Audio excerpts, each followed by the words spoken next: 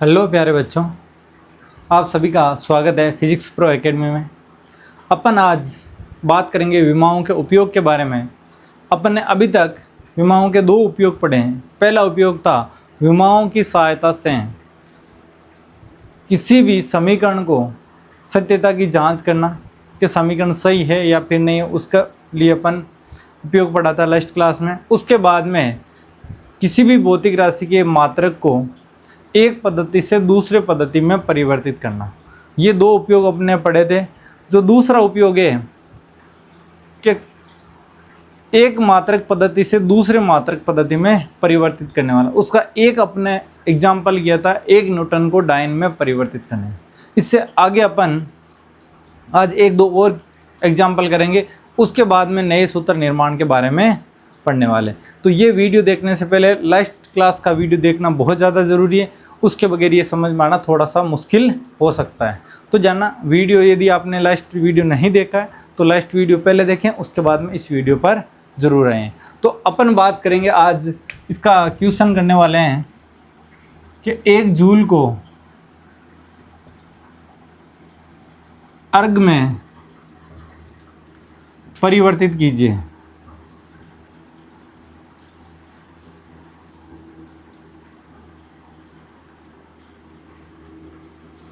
एक जूल को किस में परिवर्तित करना है? अर्ग में परिवर्तित करना। तो जाना एक जूल को अर्ग में परिवर्तित करेंगे। सबसे पहले बात करेंगे ये जूल है जो किस भौतिक राशि का मात्रक है। तो किस भौतिक राशि का मात्रक है जूल? कार्य का। किसका मात्रक है? कार्य का।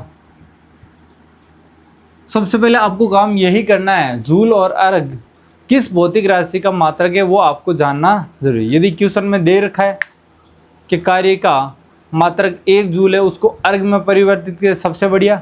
यदि आपको क्वेश्चन में नहीं दिया हुआ, केवल मात्रक दिया हुआ है, तो आपको ये जानना पड़ेगा कि वो मात्रक कौन सी भौतिक राशि का होगा या है। उस भौतिक राशि का नाम लिख दिया। उसके बाद में दूसरा स्टेप रहेगा, आपको उस भौतिक राशि की विमा पता होनी पड़ेगी। तो विमा क्या होती है, या फिर बोल दूँ विमीय सूत्र। विमीय सूत्र, विमीय सूत्र क्या हो जाएगा कार्य का? m1 L2 T-2। आपको कुछ भौतिक राशियों के लिए विमीय सूत्र याद करने के लिए आपको बोला था, उसमें से कार्य भी था। कार्य क्या? m1 L2 T-2। तीसरा स्टेप रहेगा, ये जूल कौन सी मात्रक पद्धति का यूज किया है? जूल कौन सी मात्रक पद्धति है? MKS पद्धति। कौन सी पद्धति है? MKS पद्धति, या फिर बोल सकते हैं SI पद्धति। और जो अर्ग है वो कौन सी पद्धति का मात्रक है? अर्ग जानना किसका मात्रक है? CGS पद्धति का मात्रक है। कौन सी पद्धति का मात्रक है? CGS पद्धति का मात्रक है। यानी आपको किस में कन्वर्ट करना है? MKS को किस में कन्वर्ट करना है? CGS पद्धति में कन्वर्ट करना है। तो ये कन्वर्ट करने का सूत्र क्या था? सूत्र था N2 बराबर N1 M1 बटा M2 की पावर A L1 बटा L2 की पावर B और T1 बटा T2 की पावर C। तो जानना ये क्या रहेगा? N2 बराबर N1 M1 बटा M2 की पावर A L1 बटा L2 की पावर B T1 बटा T2 की पावर C। ये आपका सूत्र रहेगा एक मात्रक पद्धति से दूसरी मात्रक पद्धति में चेंज करने के लिए। अब जानना यहाँ पर M1 कौन सा होगा, M2 कौन सा होगा, या L1 कौन सा होगा, L2 कौन सा होगा, इसको ध्यान से समझेंगे। अपन ने बोला था जो मात्रक पद्धति दी गई है उसको 1 1 मानेंगे, जो मात्रक पद्धति दी गई है उसको क्या मानेंगे? 1 1, और जो मात्रक पद्धति पूछी गई है उसको क्या लिखेंगे? 2। यानी CGS पद्धति में जो द्रव्यमान का मात्रक होगा M2 लिख दिया, लंबाई L2 में और समय किस में हो गया? T में। और ये पावर जो ABC है, ये पावर क्या होगी? तो जानना भौतिक राशि, कोई किसी भी भौतिक राशि का किसी भी मात्रक पद्धति में विमा सभी में क्या होगी? समान होगी। चाहे MKS पद्धति हो चाहे CGS पद्धति हो, सब में विमा समान रहने वाली है। इस चीज़ को ध्यान रखना। इसी का उपयोग करेंगे। ABC क्या है? इस भौतिक राशि की विमा है। ABC क्या है? भौतिक राशि की विमा। यदि आपको विमीय सूत्र पता है तो विमा भी पता चल जाएगी। विमा में A का मान क्या हो जाएगा? 1, B का मान 2 और C का मान -2। तो यहाँ से A का मान कितना हो जाएगा? 1, m की पावर कितनी है 1 है, b का मान कितना हो जाएगा, b l की पावर है 2, और c का मान कितना हो जाएगा, c क्या t की पावर है, t की पावर -2। तो a b c का मान रख लिया मैंने, a b c का मान रख लिया। अब इस समीकरण में वैल्यू रखेंगे, n2 n1 क्या है, 1 जूल है, जो आंकिक मान है उसको n1 बोलते हैं, तो यहां पर क्या हो जाएगा, n1 की जगह क्या हो गया 1। अब वैल्यू रखते हैं m1 कौन सी पद्धति का मात्रक है, एमकेएस पद्धति का, और एमकेएस पद्धति में द्रव्यमान को किस मापा जाता है, केजी में। किस मापा जाता है, केजी में बटा में। यहां पर कौन सी पद्धति ज्ञात करनी है, मुझे सीजीएस पद्धति ज्ञात करनी है। सीजीएस पद्धति को द्रव्यमान में किस मापा जाता है, ग्राम। द्रव्यमान को किस मापेंगे, ग्राम में, और पावर ए की जगह कितना हो जाएगा 1। इसी प्रकार लंबाई एमकेएस पद्धति में मीटर मापी जाती है, और L2 यानी सीजीएस पद्धति में लंबाई को किस मापेंगे, सेंटीमीटर। पावर कितनी, b की पावर कितनी है, b की जगह 2। और इसी प्रकार एमकेएस पद्धति में समय को सेकंड में मापा जाता है, और सीजीएस पद्धति में भी किस मापा जाता है, सेकंड में, पावर -2। यहाँ तक किसी को कोई कन्फ्यूजन नहीं होना चाहिए। एक एक स्टेप वापस समझा देता हूँ। सबसे पहले आपको क्वेश्चन पढ़ना है ढंग से। क्वेश्चन पढ़ने के बाद में ये देखना है कि जो मात्रक दे रखा है वो कौन सी भौतिक राशि का है। तो यहाँ पर मैंने भौतिक राशि लिख दी कार्य का है, मुझे पता चल गया जूल किसका मात्रक है, कार्य का मात्रक है, तो मैंने भौतिक राशि लिख दी कार्य। तो इसका विमीय सूत्र लिखेंगे। विमीय सूत्र थोड़े से याद होने जरूरी है, नहीं याद है तो वो निकालने आने चाहिए। तो यहाँ पर क्या हो जाएगा, m1 L2 T-2 हो जाएगा। अब जूल कौन सी पद्धति का मात्रक है, तो एक मात्रक पद्धति से दूसरी मात्रक पद्धति में परिवर्तित करें तो जूल कौन सी पद्धति का मात्रक है, एमकेएस का, और अर्क किसका है, सीजीएस का। अर्क किसका है, सीजीएस का। तो यहाँ पर अब कन्वर्ट करने के लिए एक फॉर्मूला अपन ने कल ड्राइव किया था, n2 बराबर n1 m1 बटा m2 की पावर a, l1 बटा l2 की पावर b, और t1 बटा t2 की पावर c। ये मैंने कल फॉर्मूला लिखा था। यहाँ पर 1 1 1 है, वो दी गई मात्रक पद्धति होंगी, और 2 होगा वो ज्ञात करने वाली मात्रक पद्धति होगी। 2 होगा वो क्या होगा, ज्ञात करने वाली मात्रक पद्धति होगी। तो मैंने n1 का मान यहाँ से उठा लिया, 1 जूल आंकिक मान होता है n1, तो n1 का मान 1 हो गया। m1 क्या लिखेंगे, एमकेएस पद्धति में द्रव्यमान केजी मापा जाता है, सीजीएस पद्धति में ग्राम में। एमकेएस पद्धति में लंबाई को मीटर में, सीजीएस पद्धति को लंबाई में सेंटीमीटर। समय को एमकेएस में सेकंड में और सीजीएस में भी सेकंड में मापा जाता है। अब देखो सेकंड से सेकंड क्या हो जाएगा, कैंसिल, और 1 की पावर कुछ भी हो, जानना 1 की पावर कुछ भी हो, x हमेशा क्या प्राप्त होगा, 1 ही प्राप्त होगा। 1 की पावर कुछ भी हो जाए हमेशा क्या प्राप्त होगा, 1 ही प्राप्त होगा। अब देखो इसको आगे सोल्व करते हैं। n2 बराबर 1 तो मेरे पास कांस्टेंट वैल्यू है, तो इसको लिखे ना लिखे कोई प्रभाव नहीं पड़ेगा। केजी और ग्राम में मुझे ये मात्रक काटना है। मात्रक काटने के लिए मैं क्या करूँगा, या तो केजी को ग्राम में कन्वर्ट कर दूँ, या तो केजी को ग्राम में कन्वर्ट करूँगा, या फिर ग्राम को किस में कन्वर्ट करेंगे, केजी में, ताकि केजी से केजी क्या हो जाए, कैंसिल हो जाए। आपको आंकिक मान चाहिए, n2 क्या आंकिक मान है, तो आंकिक मान के लिए मात्रक काटने पड़ेंगे। तो सिंपल क्या रहेगा, मैं केजी को किस में कन्वर्ट कर दूं, ग्राम में। दूसरा, यहाँ पर मीटर है, यहाँ पर सेंटीमीटर, या तो इसको सेंटीमीटर करो या फिर इसको मीटर करो। तो मेरे पास मीटर को सेंटीमीटर करना आसान रहेगा, क्योंकि 1 मीटर में कितना होता है, 100 सेंटीमीटर होते हैं। गलती होने के चांसेस क्या हो जाएंगे, कम। तो मैं लिखूंगा 1 केजी के स्थान पर 1000 ग्राम, नीचे ग्राम है ही एज इट इज, पावर 1। इसी प्रकार मीटर में 1 मीटर में 100 सेंटीमीटर होते हैं, बटा में क्या है, सेंटीमीटर है, पावर कितनी है, 2, और यहाँ पर 1 की पावर -2, क्योंकि ये आपस में कैंसिल हो गया। 1 बचा, 1 की पावर -2, 1 की पावर कुछ भी रहे 1 ही बचने वाला है। तो यहाँ पर ग्राम से ग्राम गया, सेंटीमीटर से सेंटीमीटर गया। तो n2 बराबर 1000 इंटू 100 का स्क्वायर, 100 का स्क्वायर इंटू 1 कर दूं, इसका मान 1 ही होगा, तो कोई प्रभाव नहीं पड़ेगा। तो n2 बराबर इसको लिखूंगा 10 की पावर 3 इंटू 10 की पावर 2 का होल स्क्वायर। जब पावर के ऊपर पावर होती है तो क्या हो जाएगा, 10 की पावर 3 इंटू इन दोनों को आपस में गुणा करेंगे तो 4। तो n2 बराबर कितना प्राप्त हो जाएगा, 10 की पावर 7। n2 का मान कितना प्राप्त हो गया, 10 की पावर 7। इसका मतलब क्या हो जाएगा, 1 जूल में 1 जूल 10 की पावर 7 अर्क के बराबर होता है। 1 जूल किसके बराबर होता है, 10 की पावर 7 अर्ग के बराबर होता है। इस चीज़ को आपको विशेषकर ध्यान रखना है। यहाँ पर विशेषकर जानना, आप ऐसी संख्या काटनी है जो इजीली कट सके, उसी को काटना है। यदि नीचे केजी होता, ऊपर ग्राम होता, तो मैं नीचे वाले को केजी को किस में कन्वर्ट करता, ग्राम में कन्वर्ट करता। चाहे आप ग्राम को केजी में कन्वर्ट कर लो और सेंटीमीटर को मीटर में कन्वर्ट कर लो, आंसर यही आने वाला 10 की पावर 7 अर्ग के बराबर होगा। इस चीज़ को जानना। इसको अपन शॉर्टकट तरीके से भी कर सकते हैं। एक बार इसको देख लो, स्क्रीनशॉट ले लो, और इसके बाद में शॉर्टकट तरीका बताता हूँ।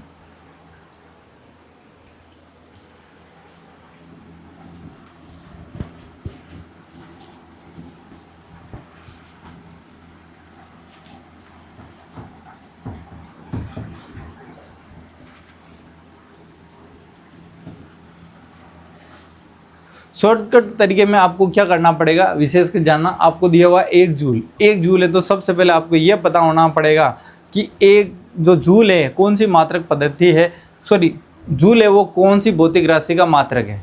तो अपने को यहाँ से ये पता चल गया किसका मात्रक है, कार्य। किसका है, कार्य। और कार्य की विमा कितनी होती है, m1 L2 T-2। ठीक है, m1 L2 T-2। अब इसका एमकेएस पद्धति में मात्रक बनाऊं, क्योंकि जूल मेरे पास कौन सी पद्धति है, एमकेएस है। तो इसको एमकेएस पद्धति का मात्रक बनाऊं तो मैं ये लिख सकता हूं केजी मीटर स्क्वायर प्रति सेकंड स्क्वायर। तो जानना 1 जूल की जगह मैं क्या लिख सकता हूं, 1 जूल बराबर होगा 1 केजी मीटर स्क्वायर प्रति सेकंड स्क्वायर।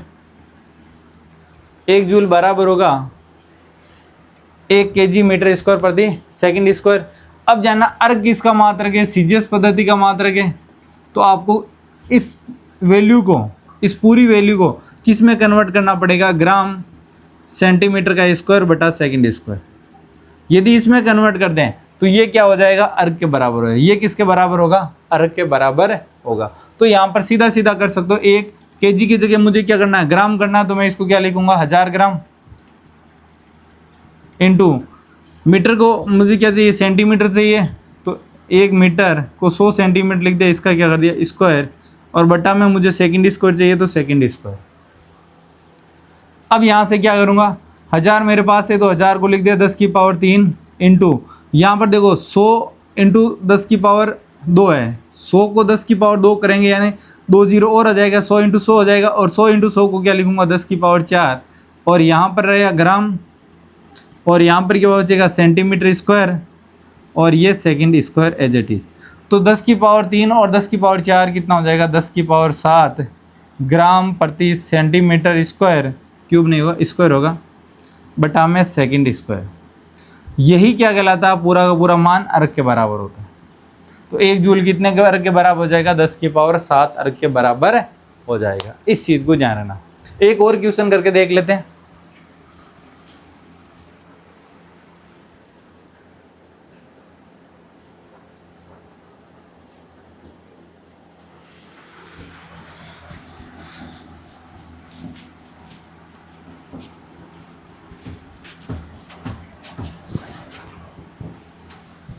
एक क्वेश्चन है, ढंग से पढ़ना है, उसके बाद उसका आंसर करना है। आपको पृथ्वी का गुरुत्वीय त्वरण दे रखा है, पृथ्वी का गुरुत्वीय त्वरण 9.8 मीटर प्रति सेकंड स्क्वायर होता है। इसमें लंबाई को किलोमीटर में तथा समय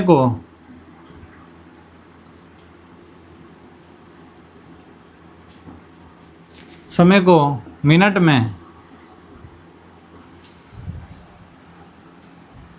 समय को मिनट में रखते हुए गुरुत्वीय त्वरण का मान ज्ञात कीजिए। ठीक है, यहाँ पर क्या बोला, पृथ्वी का गुरुत्वीय त्वरण 9.8 मीटर प्रति सेकंड स्क्वायर है। लंबाई को किस में रखना है, किलोमीटर में रखना है। और समय को किस में रखना है, मिनट में। तो इसको रखते हुए गुरुत्वीय त्वरण का मान ज्ञात करो। तो शॉर्टकट तरीके से भी कर सकते हैं, लॉन्ग तरीके से भी कर सकते हैं। तो दोनों ही तरीके से बताएं या शॉर्टकट तरीके से? तो चलो दोनों ही तरीके से बता देता हूँ। यहाँ पर त्वरण दे रखा है भौतिक राशि, तो आपको भौतिक राशि दे रखी है, मात्रक पद्धति जानना यहाँ पर नहीं दे रखी है। यहाँ पर निश्चित दे रखा है लंबाई को मीटर से किस में कन्वर्ट करना है, किलोमीटर में, समय को सेकंड को मिनट में कन्वर्ट करना है। तो यहाँ पर सीधा फॉर्मूला यूज कर लूँ, N2 बराबर N1, या फिर त्वरण का विमा लिख देता हूँ पहले। त्वरण की विमा कितनी होती है, त्वरण की विमा, तो त्वरण की विमा होती है m0 L1 t-2। ठीक है, ये फॉर्मूला होता है।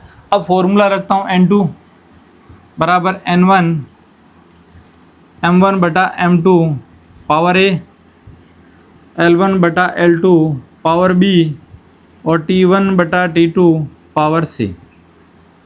ठीक है, A B C का मान निकालूंगा। A का मान कितना हो जाएगा, यहाँ पर ध्यान रखो 0, M की पावर A, M की पावर 0, B का मान कितना है 1 और C का मान कितना हो जाएगा -2 हो जाएगा।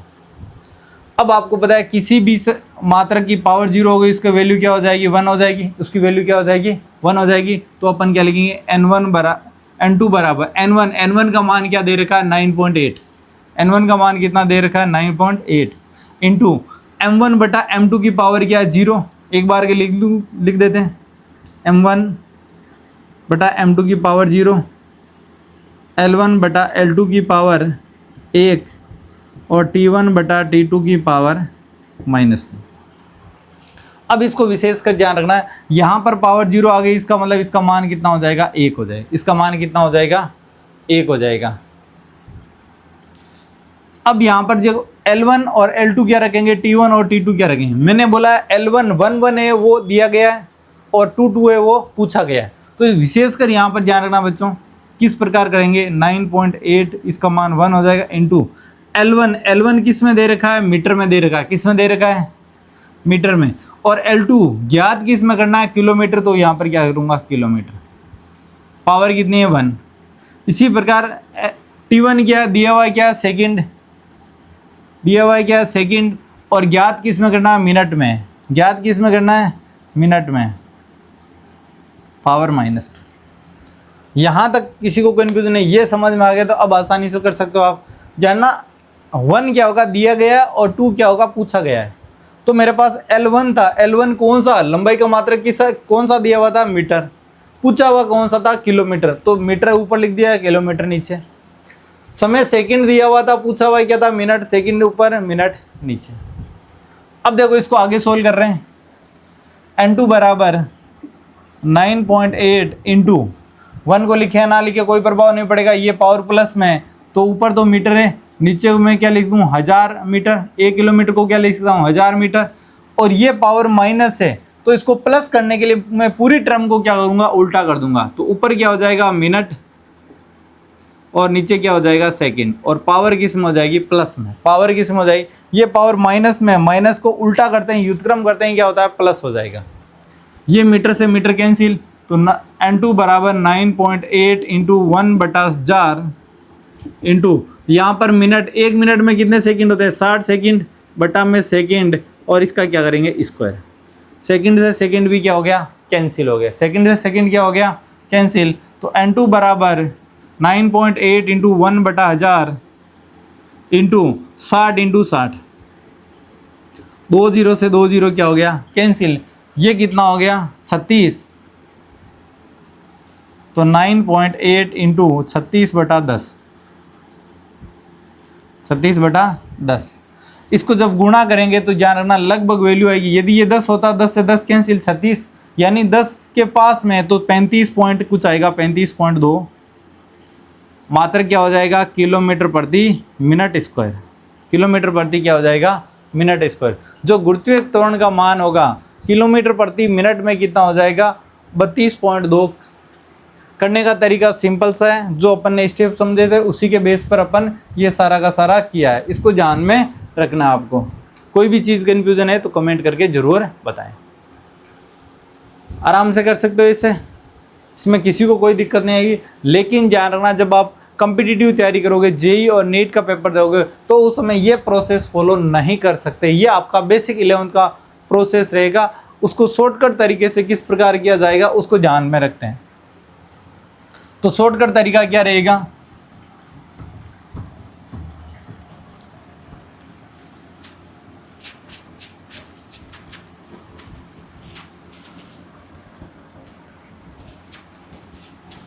तो शॉर्टकट तरीका जानना, जी का मान लिखना है यहाँ पर, जी बराबर क्या हो गया 9.8 मीटर प्रति सेकंड स्क्वायर। आपको यहाँ पर क्या चाहिए किलोमीटर, तो 1 मीटर में कितने किलोमीटर होते हैं, तो वो लिख दो 10⁻³ किलोमीटर। और 1 सेकंड में कितने मिनट होते हैं, 1/60 मिनट, 1/60 मिनट। तो 9.8 इंटू 10⁻³ किलोमीटर, और बटा में क्या हो जाएगा सेकंड स्क्वायर है, सेकंड स्क्वायर को 1/60 मिनट का होल स्क्वायर करेंगे। तो ध्यान रखना यहाँ पर 9.8 इंटू 10⁻³ को 1/1000 लिख दिया, और ये 60 हो गया, ऊपर आ जाएगा स्क्वायर है तो यहाँ पर क्या हो 60 इंटू 60, और ऊपर क्या बचा किलोमीटर, और नीचे क्या बचा मीटर का स्क्वायर, एक मिनट का स्क्वायर, सॉरी मिनट का स्क्वायर।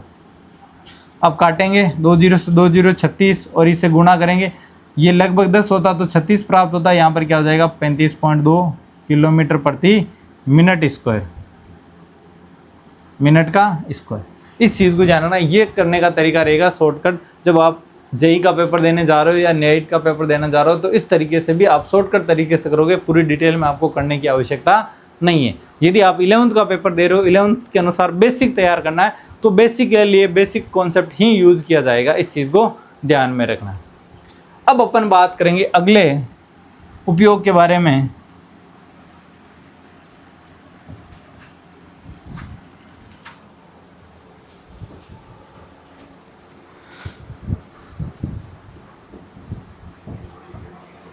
अगला उपयोग ध्यान रखना, समझना बहुत अच्छे से, धीरे धीरे करना है।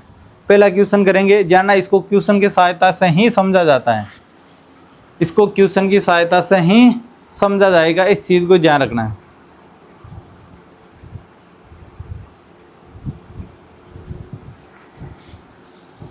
तीसरा है नए सूत्र का निर्माण।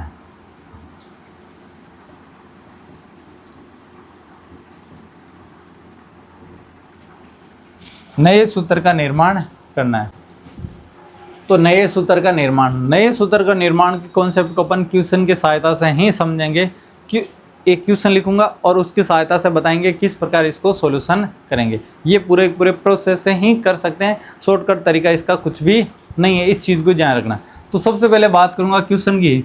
तो क्वेश्चन लिख रहा हूँ, एक तार है, तार के कंपन की आवृत्ति, कंपन की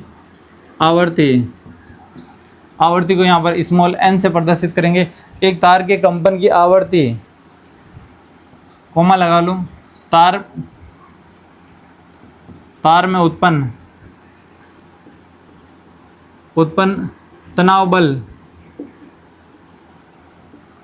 तनाव बल इसको प्रदर्शित करेंगे कैपिटल T से, कोमा तार की लंबाई L तथा तार के एकांक लंबाई का द्रव्यमान, एकांक लंबाई का द्रव्यमान, इसको लिखूंगा स्मॉल m पर निर्भर करती है।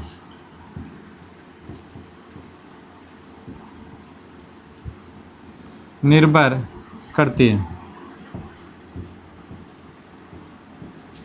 तो तार में उत्पन्न कंपन की आवृत्ति का सूत्र व्युत्पन्न कीजिए। तो तार की आवृत्ति का जाना, यहाँ पर तार की आवृत्ति का, तार में उत्पन्न कंपन की आवृत्ति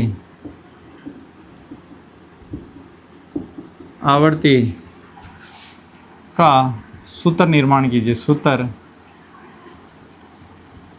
निर्माण कीजिए।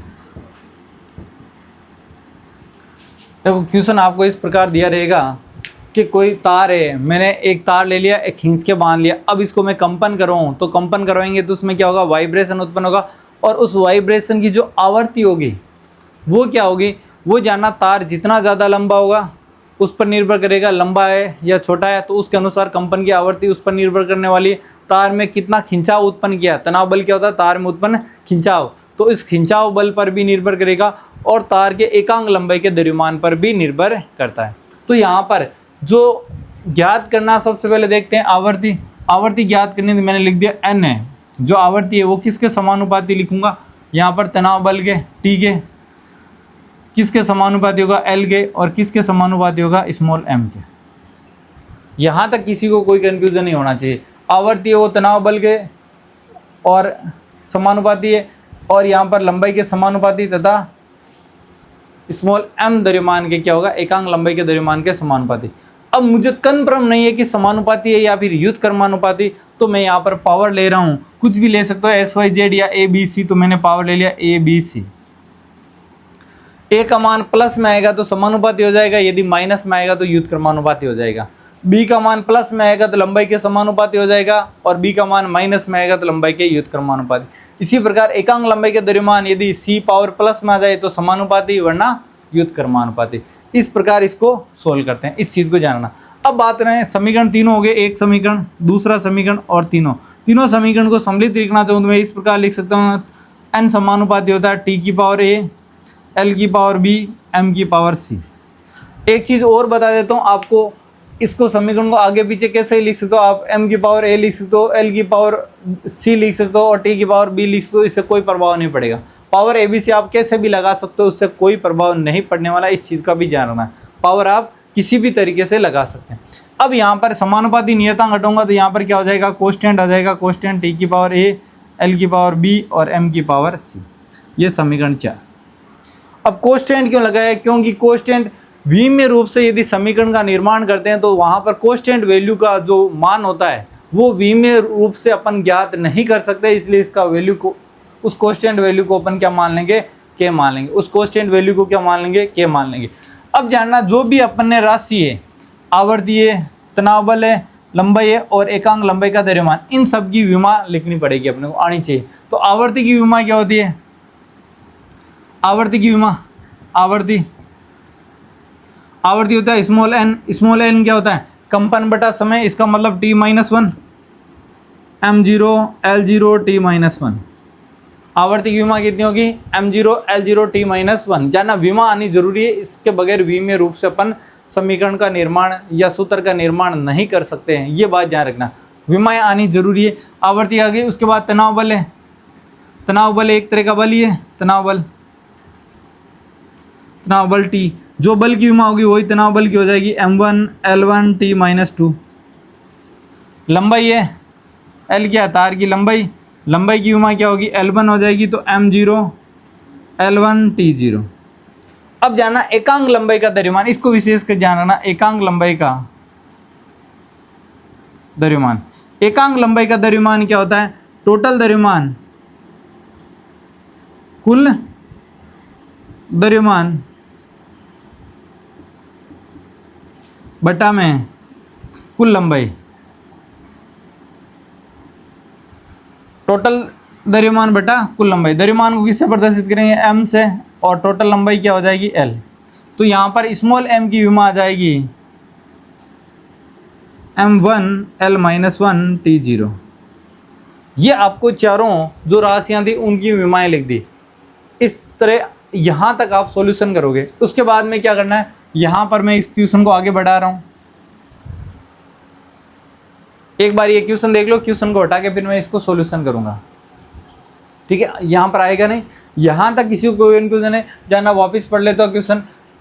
तार में कंपन की आवृत्ति n है, वो तार के में उत्पन्न तनाव बल पर, लंबाई पर और एकांक लंबाई के द्रव्यमान पर निर्भर कर रही है। ये आपको क्वेश्चन में इतना जानकारी दिया हुआ मिलेगा।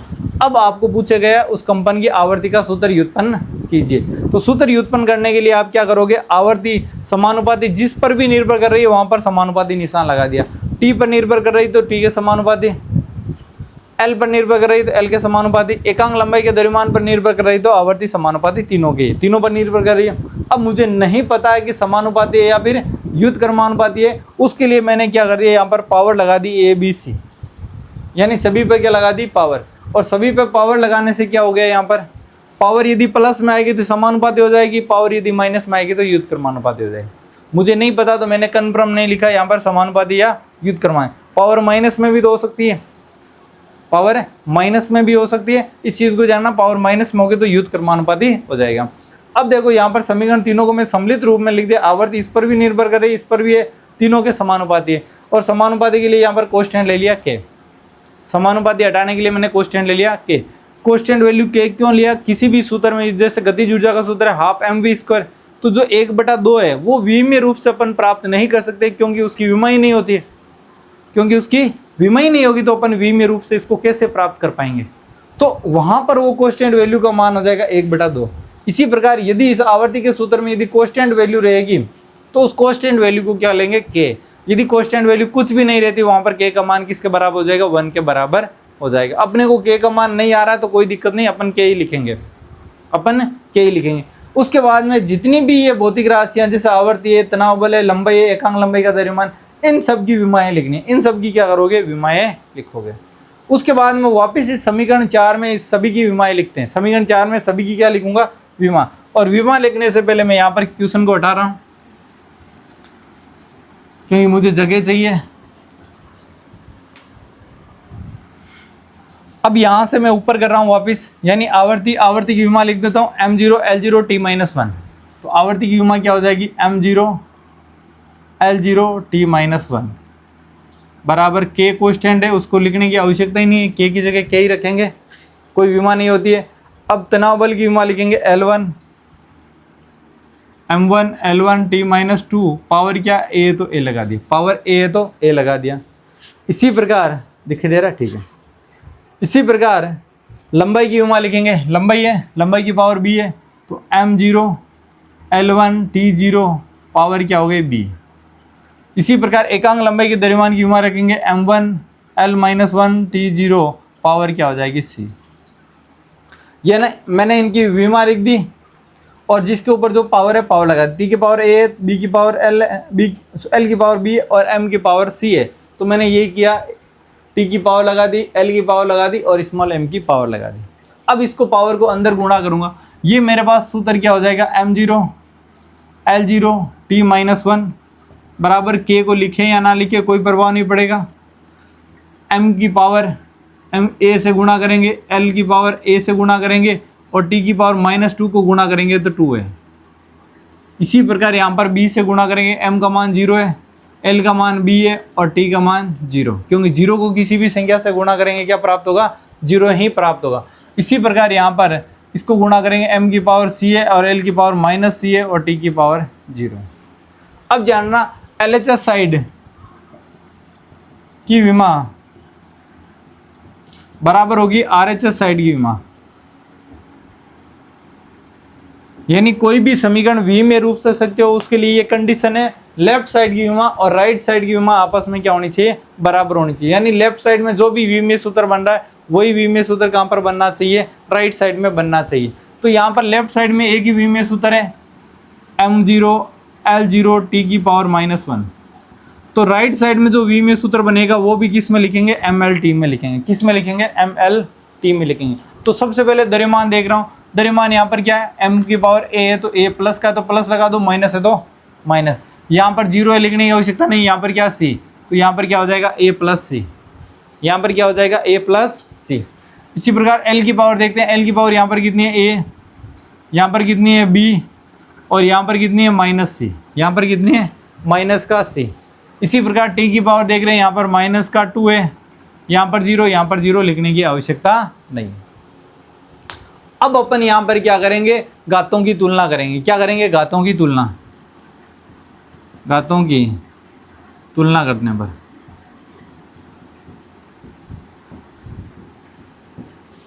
ठीक है, अपन क्या करेंगे, घातों की तुलना करेंगे। अब जानना इस साइड को हटा रहा हूँ क्योंकि ये केवल और केवल इन सभी की विमाएं लिखी है, विमाएं आपको आनी चाहिए।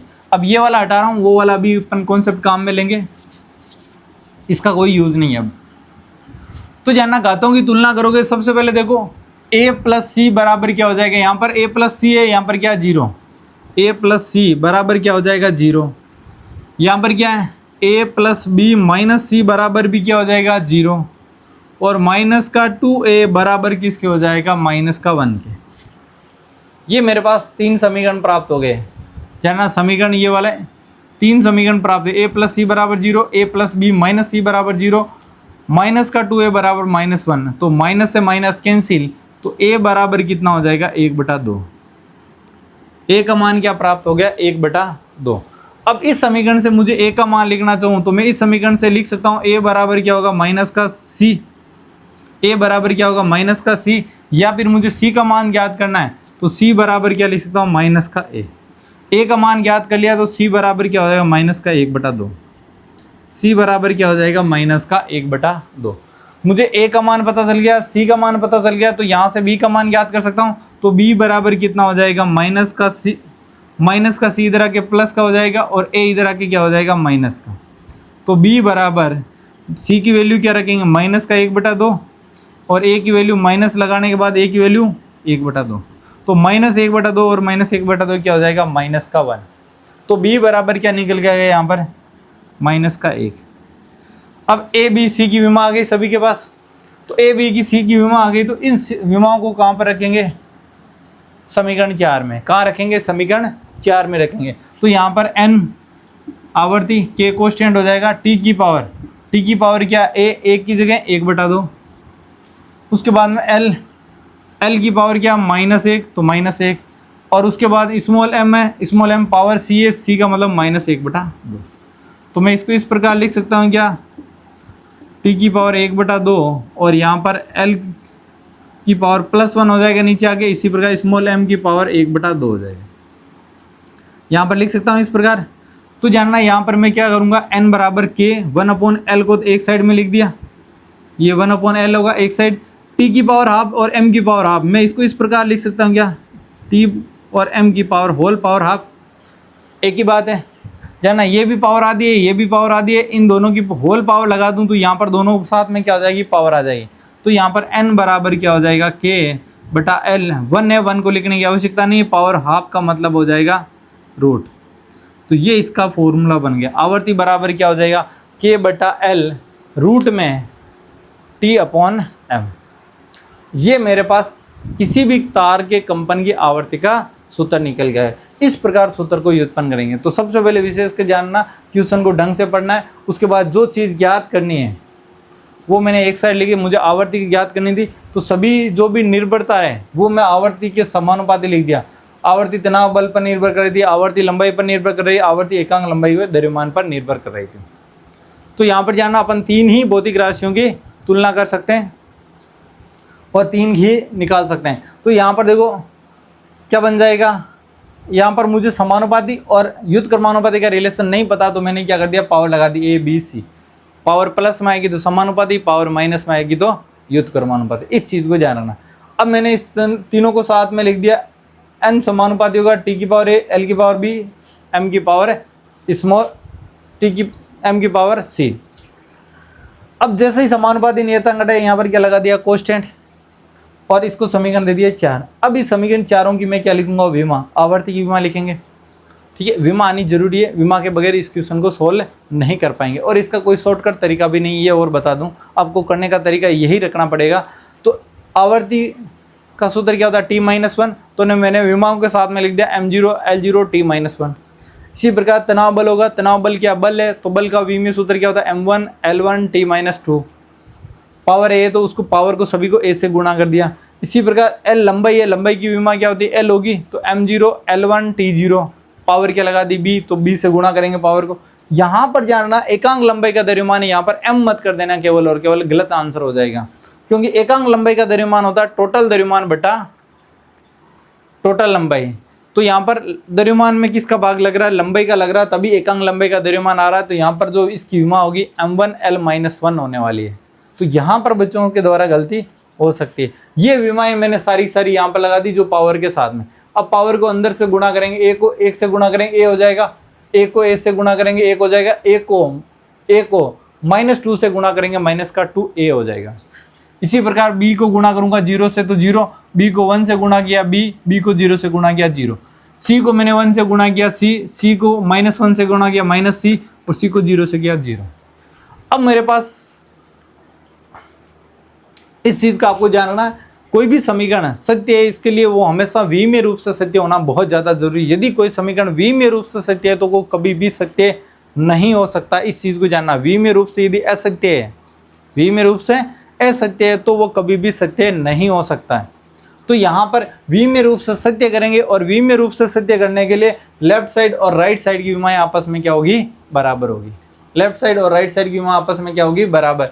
तो लेफ्ट साइड की विमा m0 L0 t-1 बराबर, यहाँ पर m L t लिख दिया, m देखा यहाँ पर m की पावर a, यहाँ पर 0 लिखने की आवश्यकता नहीं, c तो a प्लस c, l की पावर a b और माइनस c तो a प्लस b, माइनस का है तो माइनस c, t की पावर क्या माइनस का 2 है तो माइनस का 2 है, बाकी सभी में 0 लिखने की आवश्यकता नहीं।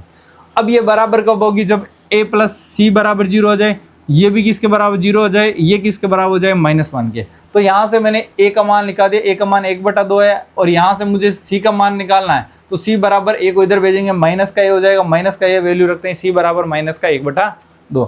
इसी प्रकार मुझे b का मान चाहिए तो c को इधर भेजूंगा प्लस में हो जाएगा, a को इधर भेजेंगे माइनस में हो जाएगा। तो यहाँ से b का मान कितना निकल के आ जाएगा, -1। अब ये जो भी पावर है ये मैंने यहाँ पर रखूंगा, t की पावर 1/2, l की पावर -1 और m की पावर -1/2। माइनस का मतलब भाग में है तो मैंने इसको भाग में लेके पावर क्या ले ली, प्लस में। तो l की पावर 1 है तो 1 को लिखने की आवश्यकता नहीं, k/l एज इट इज लिख दिया। यहाँ पर t/2 है, t की पावर हाफ है, m की पावर भी हाफ है, तो t/m की होल पावर मैंने क्या कर दी, हाफ, और हाफ को मैं क्या लिख सकता हूँ, रूट, और यही कंपन की आवर्ती का सूत्र हो जाएगा। यही क्या हो जाएगा, कंपन की आवर्ती का सूत्र हो जाएगा। इसको अच्छे से देखना है, कोई भी चीज़ कन्फ्यूजन है तो पूछना है। हटा दें इसको।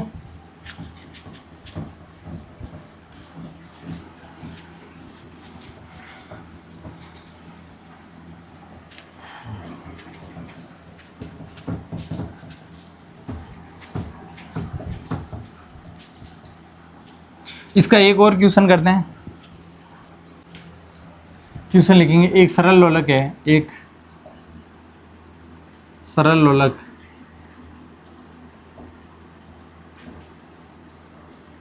का आवर्तकाल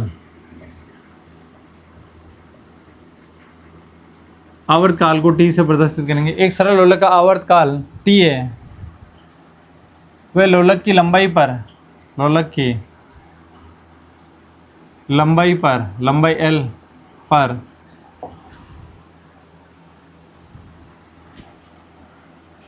लोलक की लंबाई पर लोलक के द्रव्यमान पर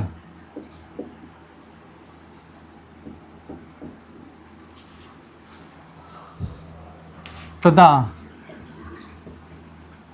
गुरुत्वीय त्वरण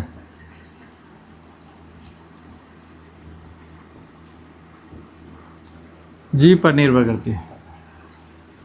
एक सरल लोलक का आवर्तकाल t, सरल लोलक की लंबाई पर, लोलक के द्रव्यमान पर, द्रव्यमान m लिखूंगा, द्रव्यमान m पर है तथा गुरुत्वीय त्वरण g पर निर्भर करता है।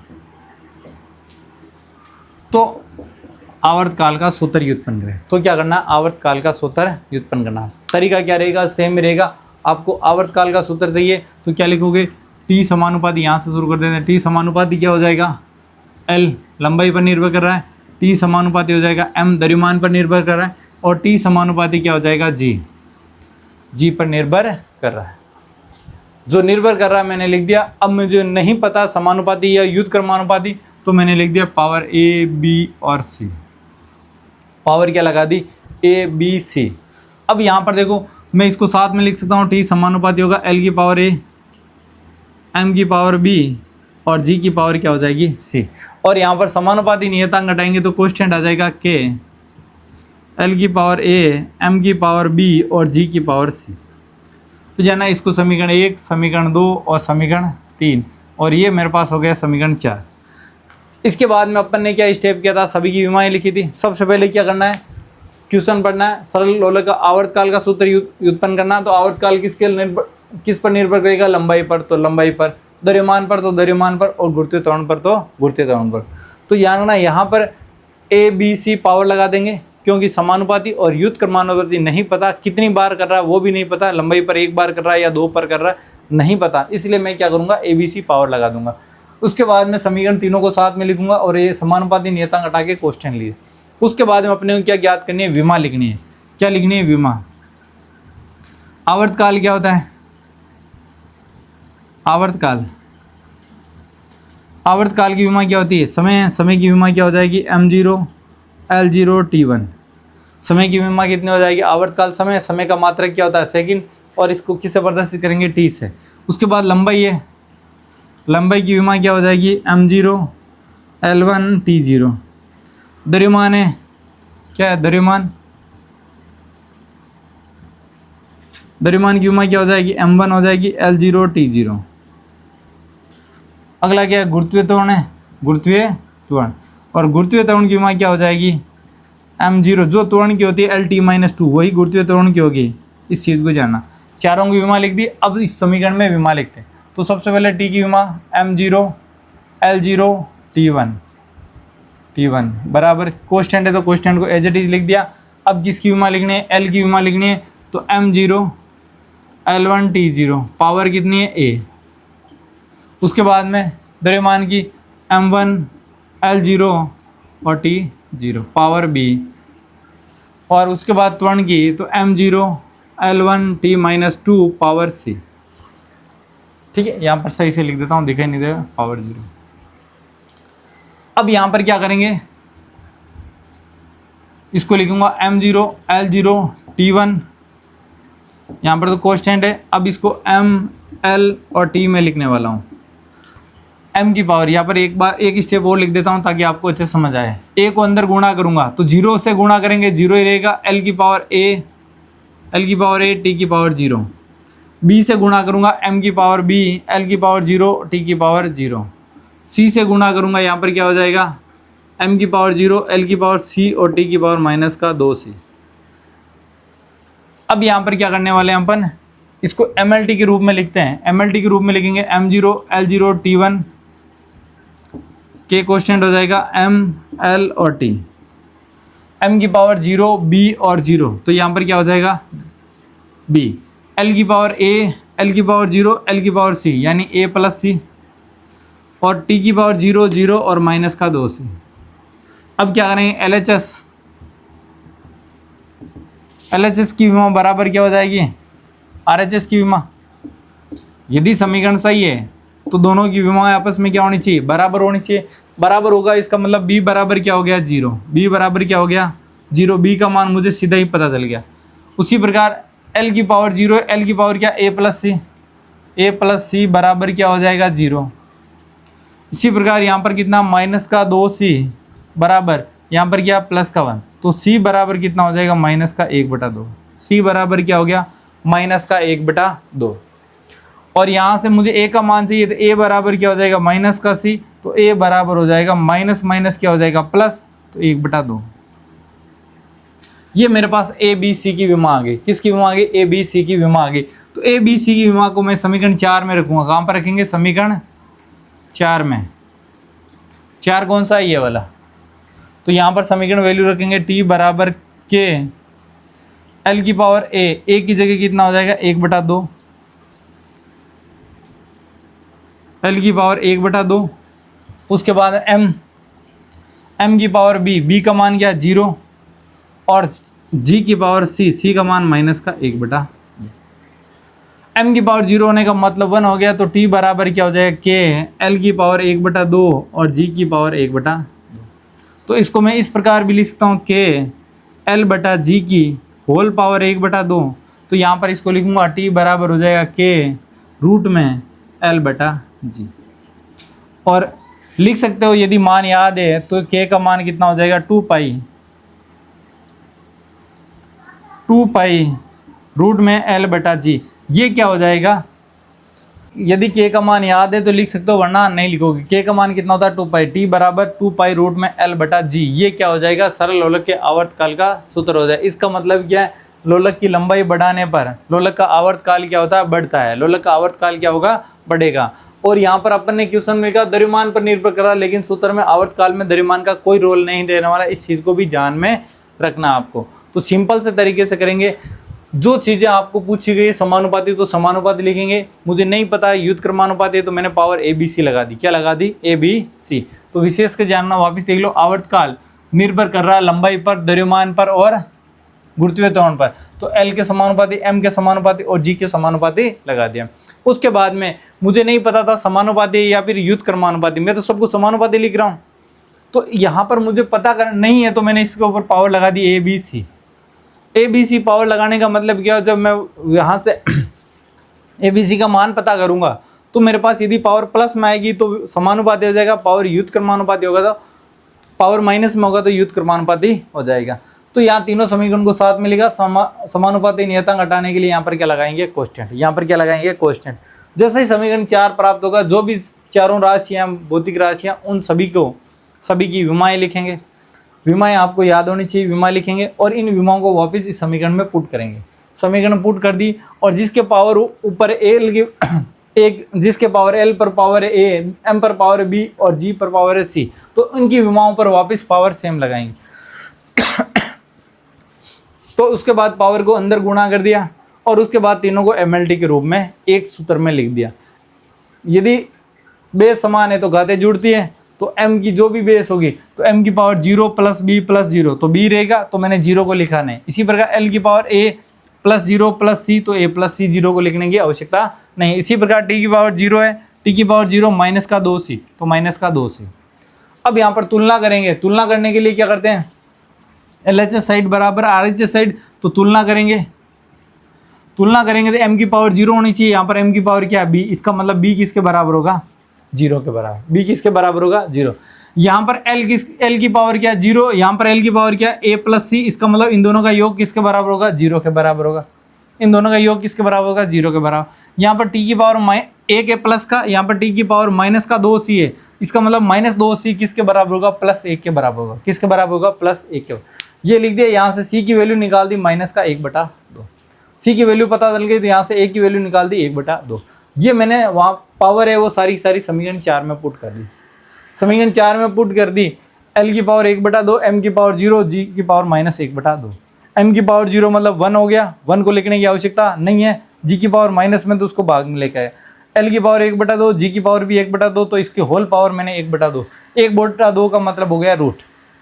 1/2 का मतलब क्या हो गया? रूट। तो T बराबर के रूट में L/G। यदि ये लिखते हो तो भी सत्य है, यदि K का मान लिखते हो T बराबर 2 रूट में L/G तो भी सत्य होगा। तो जानना, यहाँ तक अपन इस चैप्टर को पढ़ रखे हैं। इसमें अब थोड़ा सा सार्थक अंक बचे हैं, ठीक है। उसके बाद में अपना ये चैप्टर भी कंप्लीट होने वाला है। अच्छे से पढ़ना है और ये चैप्टर कंप्लीट होने के बाद कुछ एडिशनल टॉपिक करवाऊंगा जो आपके नीट और जेई में भी काम आने वाले हैं। तो वीडियो देखते रहना, वीडियो को ज़्यादा से ज़्यादा शेयर करना है।